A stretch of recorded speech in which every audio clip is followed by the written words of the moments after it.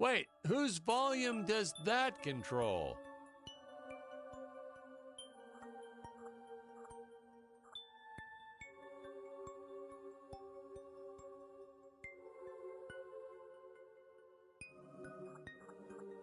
All right, we're going to start the commentary track now.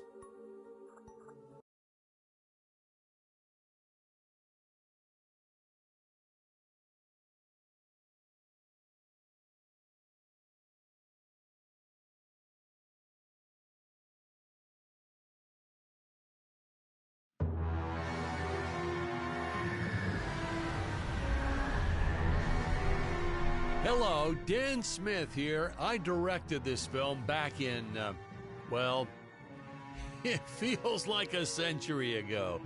Yeah. The studio asked me to provide a commentary track for the DVD release.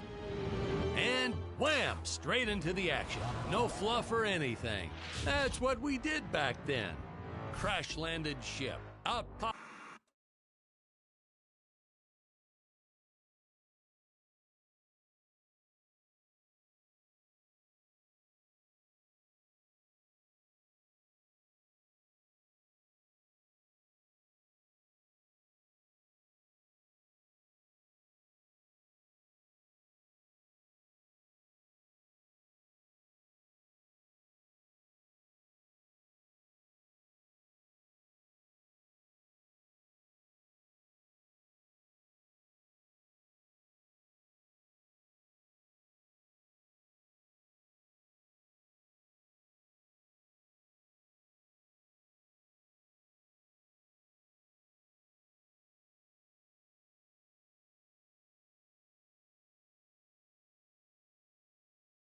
Stops our hero, the fearless Dick Starspeed.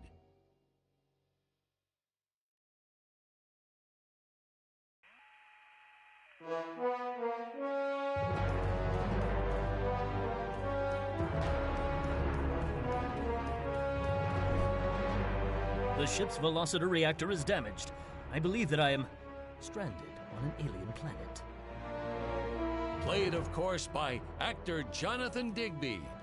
Went on to some minor roles after this. Such a shame. I thought from day one this guy's got leading man written all over his face.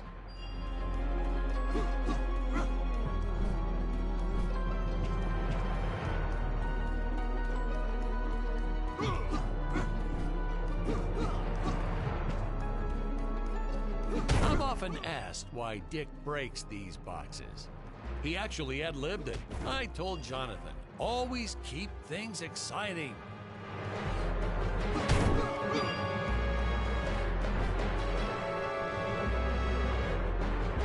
Greetings, citizens of Gravoria. I am Dick Starspeed, and I come in peace.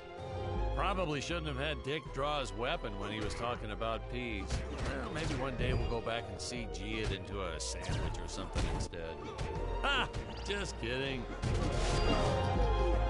And this is what people pay to see.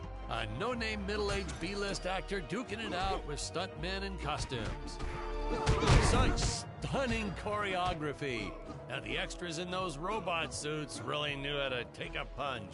Oh, literally. I told Jonathan not to hold back. Give it all to him. Kick him in the nuts and bolts. And I know what you're thinking, but don't worry. We handled it responsibly. We made them all sign waivers not to sue for injuries. Holy smokes!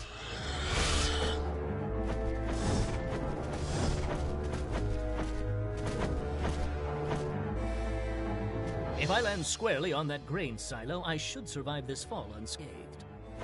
Well, I shouldn't say this now, but you could actually see the strings if you squint. A screenwriting trick from back in the old days. You put a grain silo or some haystacks down and it solves all your gravity-related problems. It appears some of my equipment was lost when my ship was shot down. But what luck! This high-tech scanner reports that my ray gun is nearby.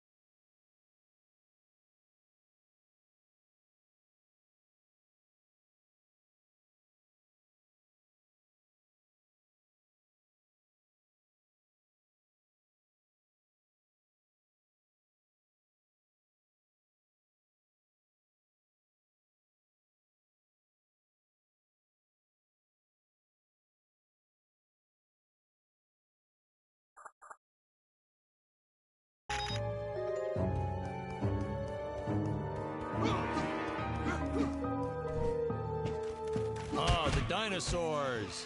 You just don't see quality stop motion like this anymore, do you?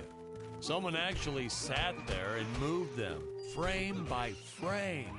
Today, it'd be done with computers, but where's the artistry in that?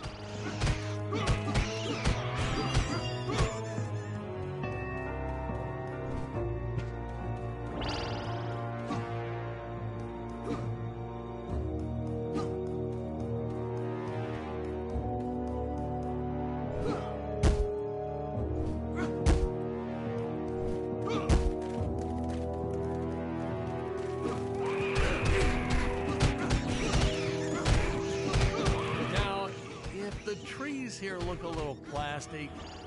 Well, it's because they are. I took them from the set of my last film, Vampire Island 2.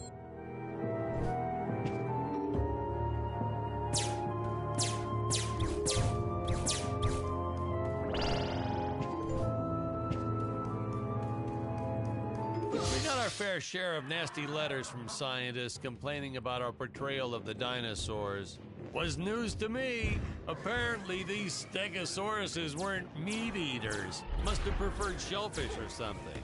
Blah, how do they know? That's what I say.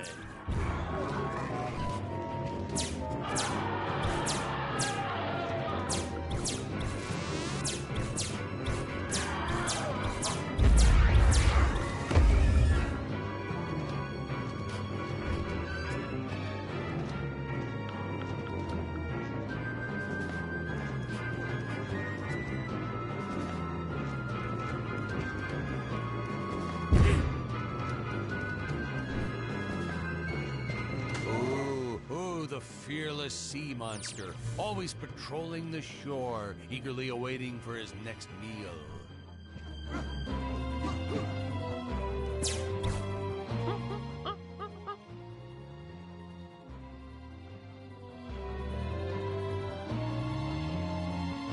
As usual, the local population is defenseless. That's where our hero steps in and saves the day.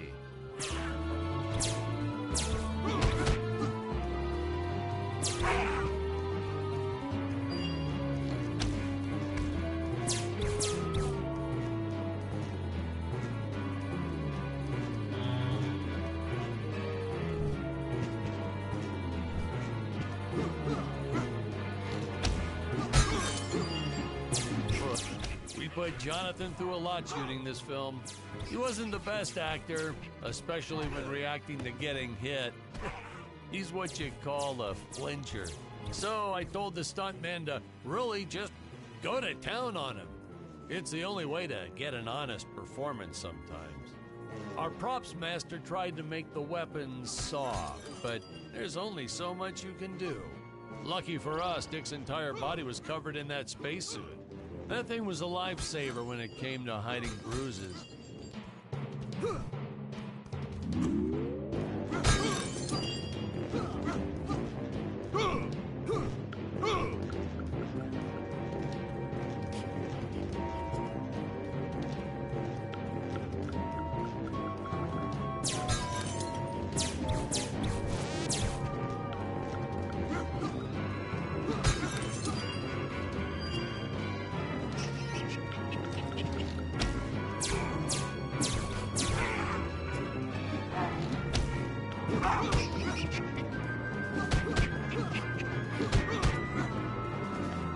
How curious. They dissolved into what appears to be gold.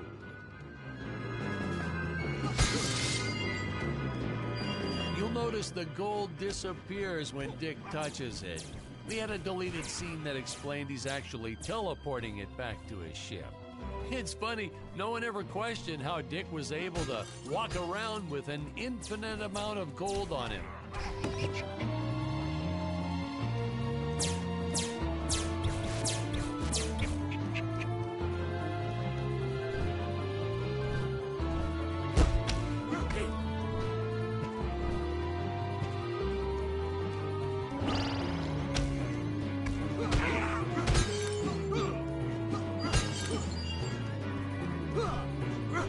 We had to redo these shots.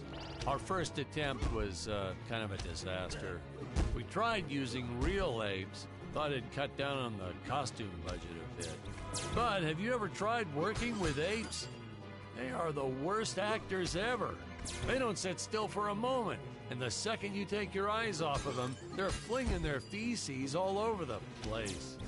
Jonathan refused to work with them after he got, well, let's just say that he had to take more than a couple of showers one day. You know, you never forget the smell of monkey poo. We steam cleaned the studio top to bottom. Still never got rid of it entirely. All through the rest of the shot, we kept finding those little surprises hiding inside various props. Boy, were those the days.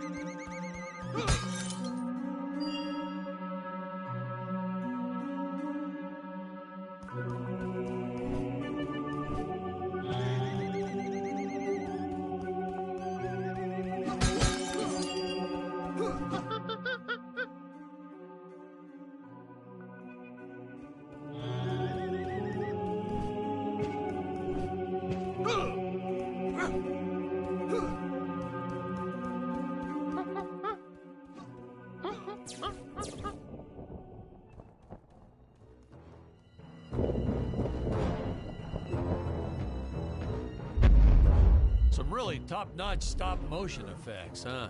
Unfortunately, we skimped on the Dick Starspeed puppet a little. The Earthman is not for you to eat, fiend! Oh, this was groundbreaking. We had the woman rescuing the man for once. We were really ahead of our time with this scene, but well, then again, I've always been rather progressive. The studio execs didn't seem to get why it was such a big deal, though. Sorry, we don't see this as anything unusual. Ha! Of course! It's unusual! A woman would never save the man. It just doesn't happen. Not in the movies, not in real life. I don't know why we didn't get more recognition for this scene. I guess I was just a little too ahead of my time.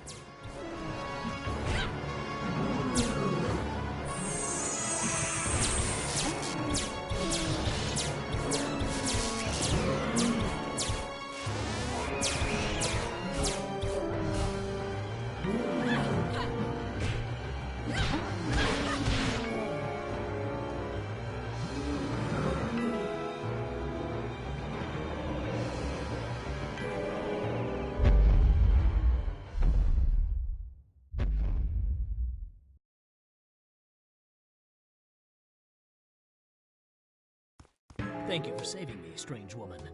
What is your name? I am the magnificent Scarlet Nova.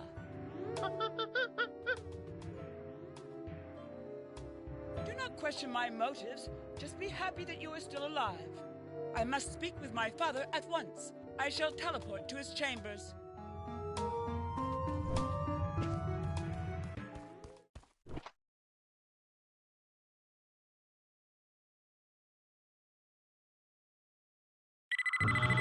Huh? Where is this place? This is not my father's chambers. You have disobeyed me for the final time, Scarlet. Enjoy an eternity in the Tower of Eternal Solitude. For all eternity! The old fool did not notice I am wearing my jetpack.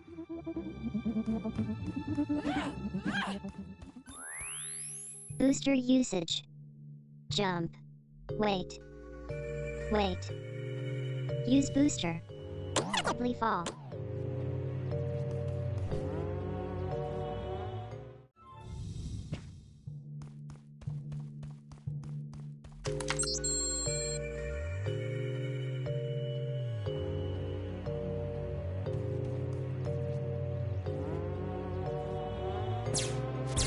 Scarlet didn't quite realize she needed to shoot those energy orbs down below.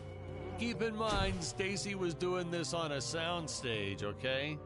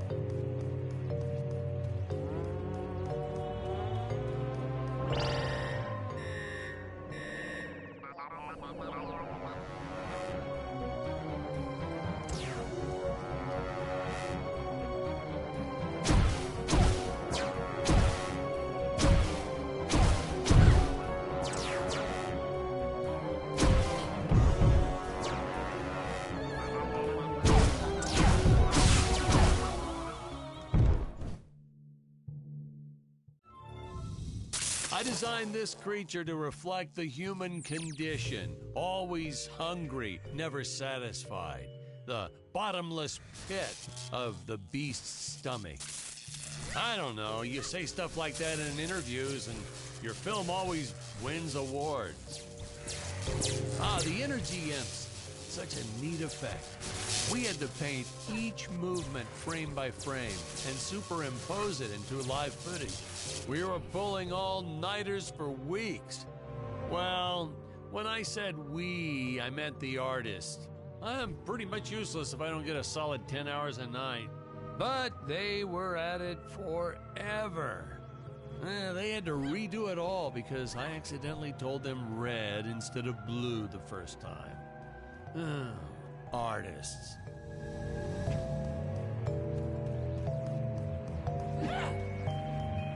Curses! My father revoked my access to the teleport terminals. I shall only be able to utilize the ones I activate manually.